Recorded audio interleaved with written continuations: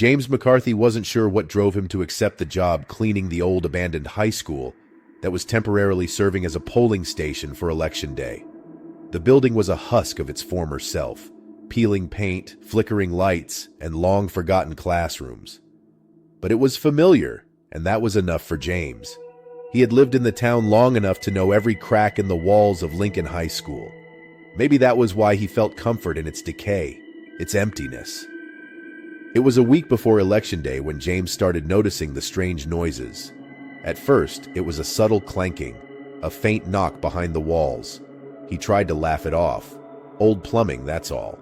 But as the nights drew closer to the big day, the noises grew louder, more deliberate, like footsteps moving just out of his sight.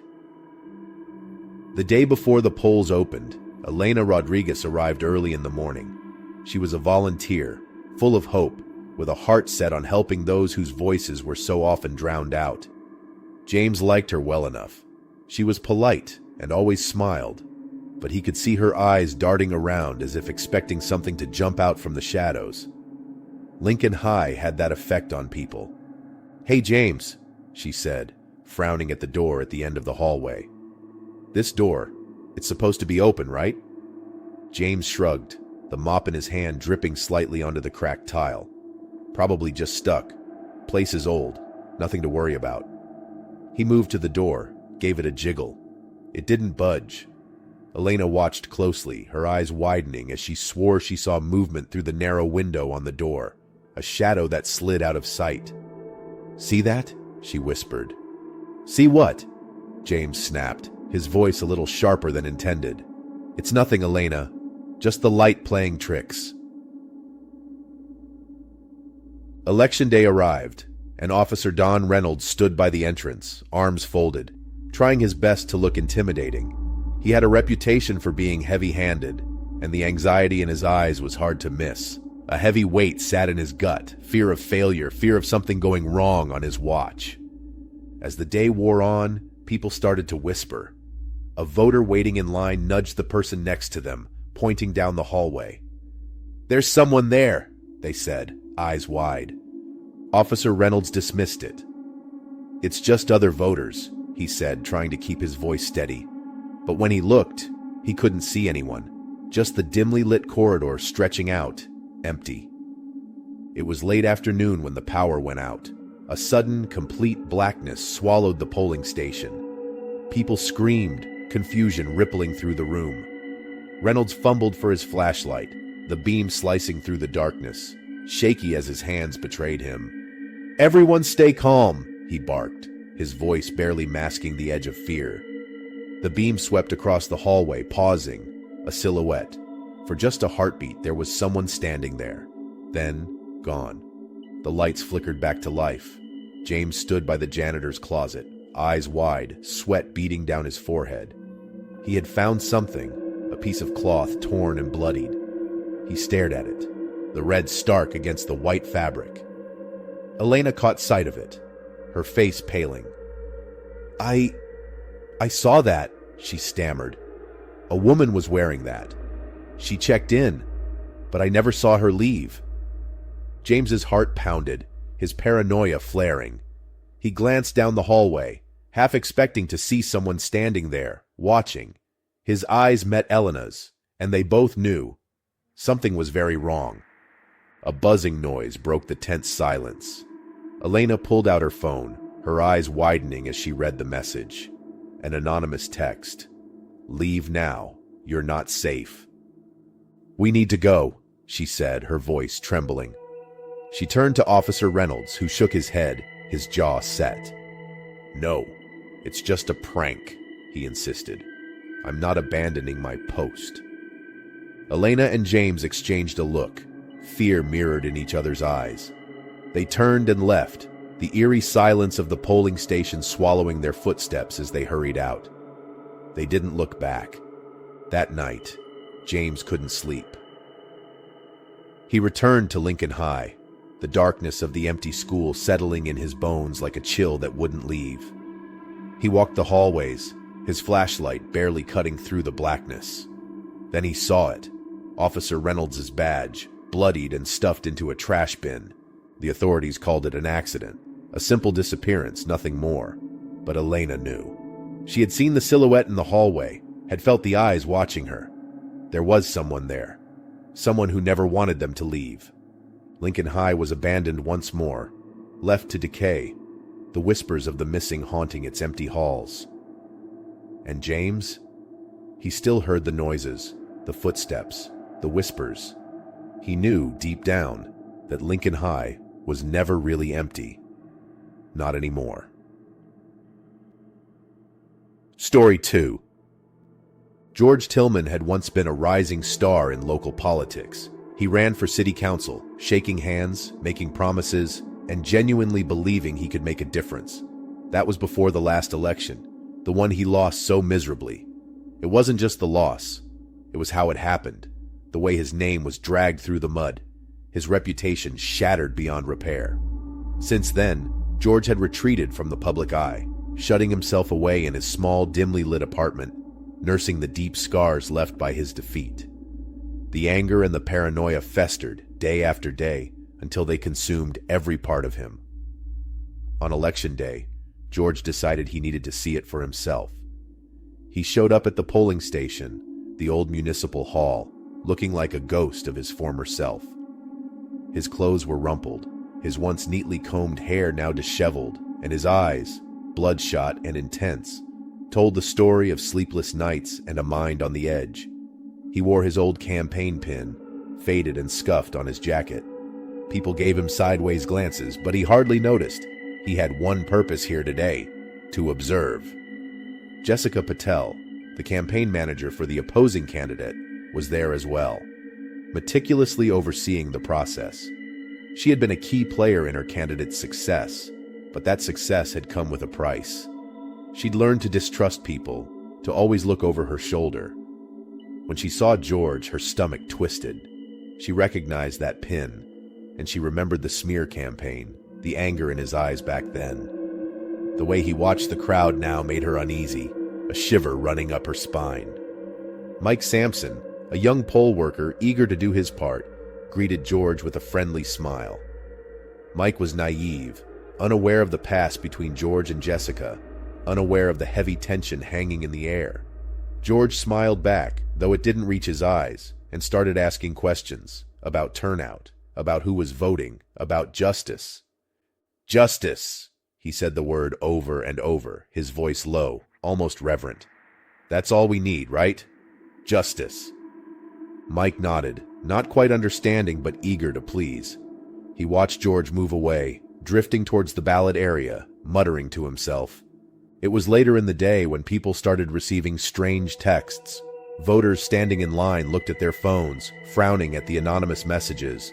Do not trust the machines. They will steal your voice. Jessica's unease grew. She stepped outside to take a breath, to clear her head, and saw her car. Its tires slashed, a note tucked under the windshield wiper. She pulled it out, her hands trembling. The words were scrawled in messy, jagged letters. This election won't be stolen. Her heart pounded. She scanned the parking lot, her eyes narrowing on a figure moving near the side of the building. George. She could see his campaign pin glinting in the fading light. Inside, chaos began to unfold. The election results had been compromised. A glitch, they said. Thousands of votes, missing. People argued, shouting accusations, demanding answers. In the background, George stood silently, a small, almost satisfied smile playing at the corner of his lips as he watched it all unfold. Justice, he thought. He had finally found justice. Later that night, when everything had calmed and the polling station had emptied, they found George Tillman in his home. He had taken his own life. The room was dark, papers and old campaign flyers scattered everywhere. On his desk, a single note. They stole it from me. No one will win. Jessica heard the news the next morning.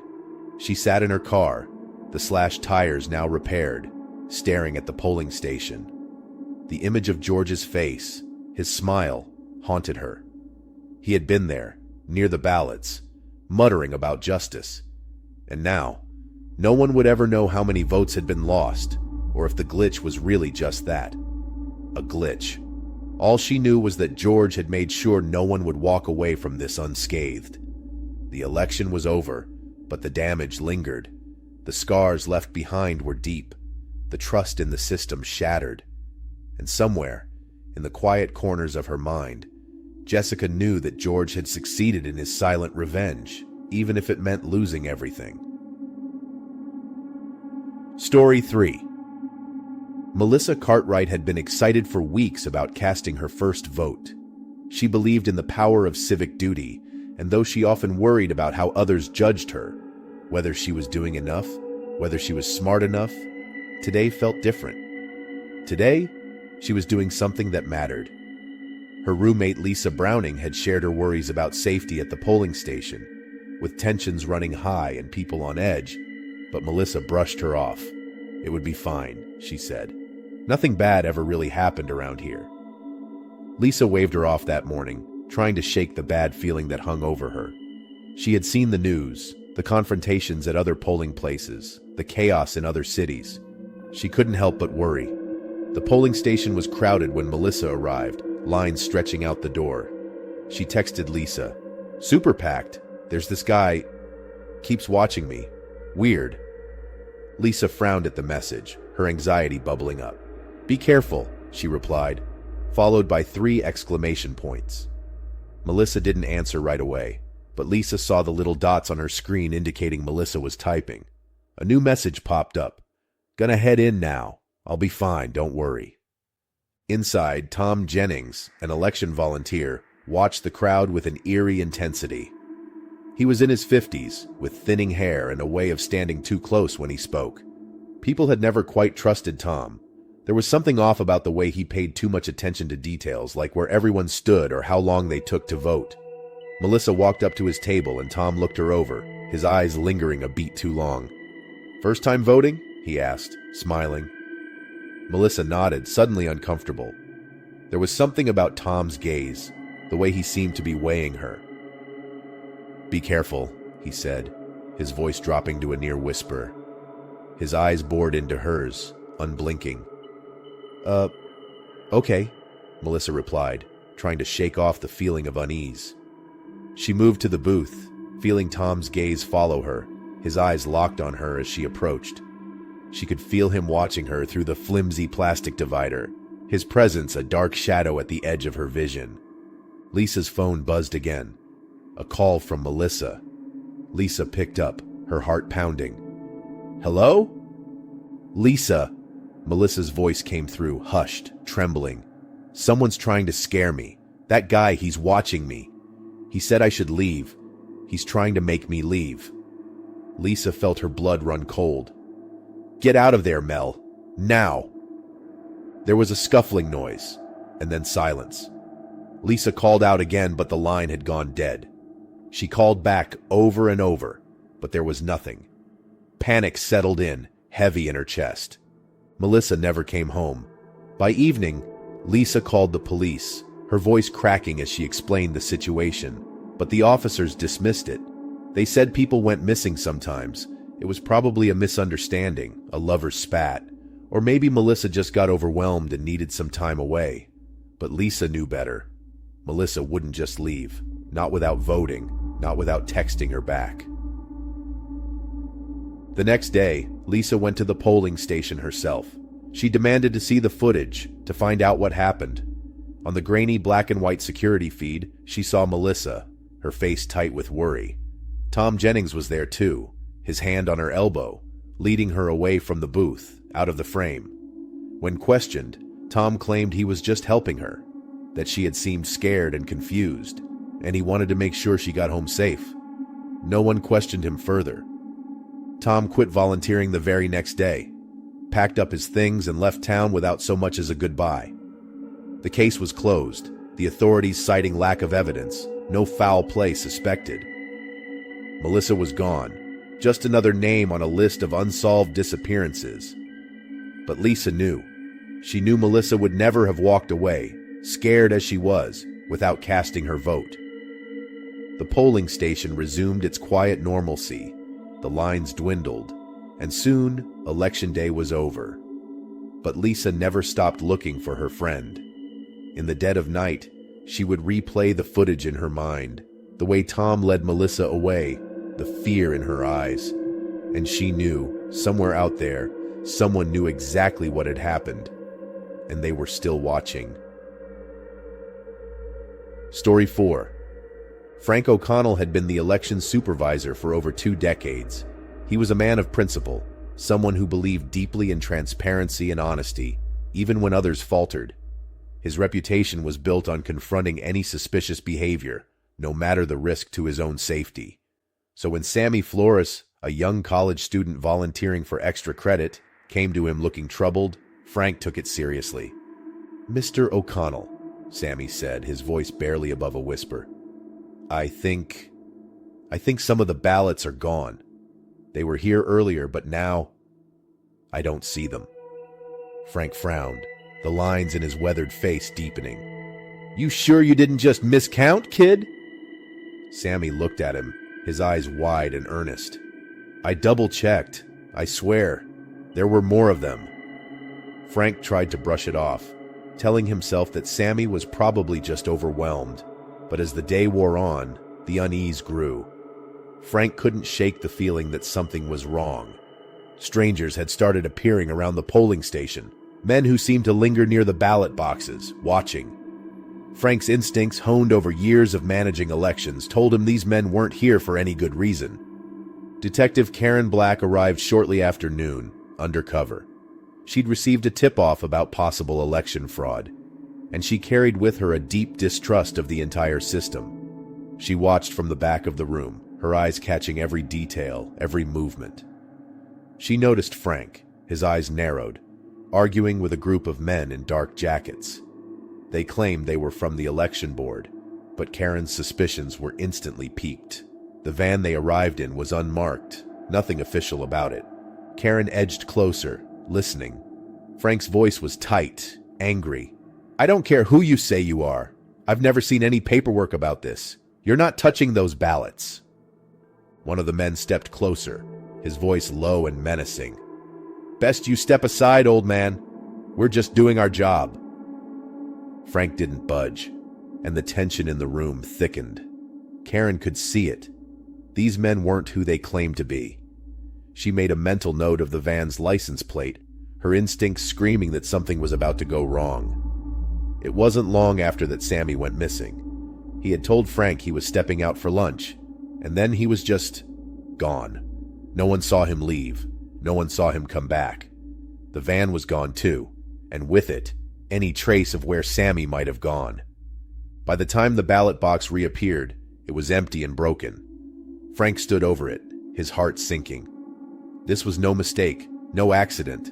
Someone had taken those ballots, and they wanted him to know they could get away with it. A note lay on the ground beside the box, written in hurried scrawl. "Keep your mouth shut, or else." Frank took the note, his hands shaking. He knew what it meant. If he spoke up, if he tried to fight this, they'd come for him next. And maybe worse, they'd come for Sammy. He looked around the polling station, the lines of people who had come to cast their votes, trusting the system to be fair. The weight of it all crushed him. Detective Black tried to track down the van. She followed every lead, called in every favor she had, but everywhere she turned, she was blocked. Stonewalled by her own department, told the matter was too sensitive to pursue. She could feel the corruption, the way the system twisted in on itself, hiding the truth. Frank resigned the next day. He couldn't do it anymore. Couldn't stand there and pretend like the system he had once believed in was still something worth defending. He had lost faith, and with it, any hope that things would ever change. As for Sammy, there was no trace of him. Just another young idealist swallowed by something far bigger and darker than he could have imagined. The polling station returned to its routine, the chaos of election day fading into the background. But Frank knew better. He knew what had been taken, not just the ballots, but the trust of every person who had walked through those doors. And somewhere out there, Sammy was still missing. Another casualty in a fight that no one seemed willing to acknowledge. A fight for truth, for justice, for a system that didn't eat its own. Detective Black never stopped looking. In her quiet moments, she would replay the events in her mind, the men in the van, the threats, the empty ballot box. And she knew that somewhere, someone had the answers. She just had to find them before it was too late.